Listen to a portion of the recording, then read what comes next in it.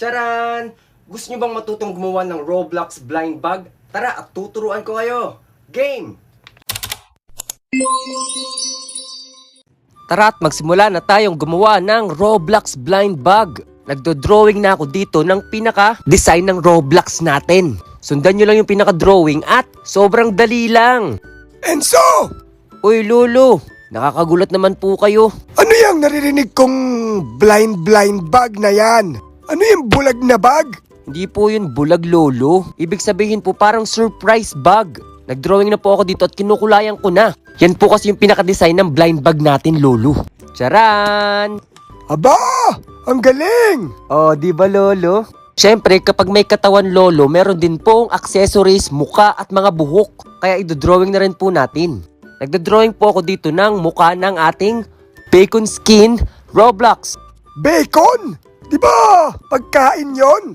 Opo Lolo, pero ito lang po yung tawag sa pinaka-skin ng Roblox na ginagawa ko. Ganito po kasi yung itsura nun Lolo. Para po kasing bacon yung pinakabuhok nung skin na to. Skin tapos buhok. Ang gulo mo! Paano ko ba i-explain kay Lolo? Yung skin po Lolo, yung parang pinaka-itsura po nung ating Roblox na ginagawa. Ito po naman yung damit, kinukulayan ko na rin po Lolo. Kulay black at color blue po yung pinakakulay niyan. Tapos meron po siyang motor dun sa pinakagitna ng damit niya. Kapag nakulayan mo na, ano nang gagawin mo? Pag nakulayan ko na po ito lahat, ang gagawin ko po dito ay gugupitin ko po ito Lolo. Kasi gumagawa nga po ako dito ng Roblox blind bag. Ano ba yung blind bag na yan? Makikita nyo po yan mamaya Lolo, para siyang surprise, ganun. Wow, nagupit na! At gumawa na rin po ako dito ng sapatos Lolo. At gumawa na rin po ako ng iba pang design Lolo ng mga accessories, buhok at muka. Ang dami! Ano yan, parang paper doll, ganon? Sabihin na nga lang po natin parang ganun po Lolo. Susubukan ko na pong ilagay dito yung mga accessories na ginawa ko po kanina Lolo at titingnan natin kung kakasya. Charan! Wow! Ang ganda! Isuot mo pa yung iba! Gusto kong makita, nakakatuwa! O di ba Lolo, para kayong naging bata? Ayan Lolo, sinusuot ko na po yung ibang accessories na ginawa ko. Ang galing po Lolo no? Yan yung sinasabi mong blind bag na yon.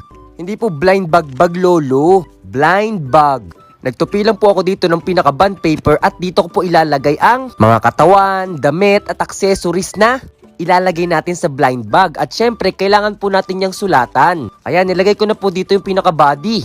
Ito naman po yung body number 1. Dito ko po ilalagay yung mga damit na ginawa ko po kanina. Ayan, ready na po itong lagyan Lolo. Para kapag binubuksan po nila ay nakakatawa at nakaka-surprise. Bagay na bagay po ito pag gusto nyo pong magregalo sa mga kaklase nyo, kaibigan, mga inaanak at mga bata.